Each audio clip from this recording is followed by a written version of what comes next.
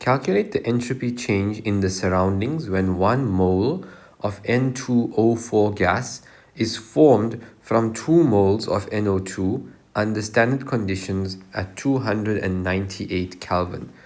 Now there's two equations that we could use to calculate the change in entropy.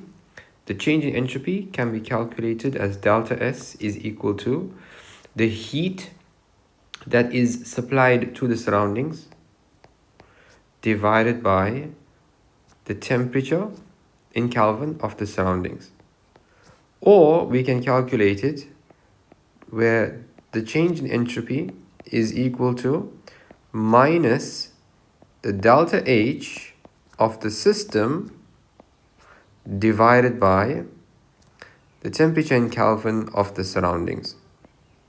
So it doesn't matter which one you use here, but for this example, I'm going to use this one here, the second one. So the first thing we need to figure out the delta H of the system. To do that, we need to look at the reaction and the enthalpy of formation table that's over here on the right. So the reaction is going to be NO2 is going to break and it's going to give me N₂O₄, and to balance we have 2 here. So the delta H of the system is going to equal delta H of the products minus the delta H of the reactants.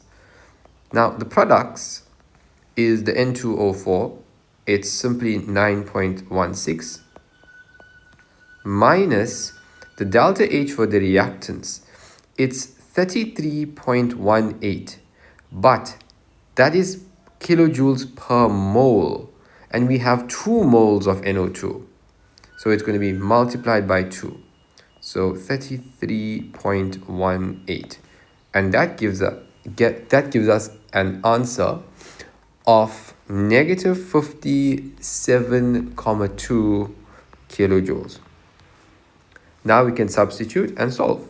So delta S is going to equal minus and then minus 57.2, and this needs to be in joules, so we're going to multiply by times 10 to the power 3, and we are going to divide by the temperature in Kelvin, 298, and that will give us a positive answer of 191.94, and this is joules per Kelvin.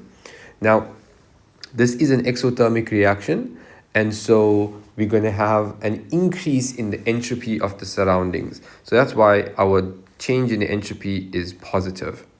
Now we could use the other equation, but the thing that we need to remember here is that since the heat of the surroundings is going to increase because this is a exothermic reaction, we would need to substitute the positive 57.2 times 10 to the power 3 over 298, and so that will still give us the same 191.94 joules per Kelvin.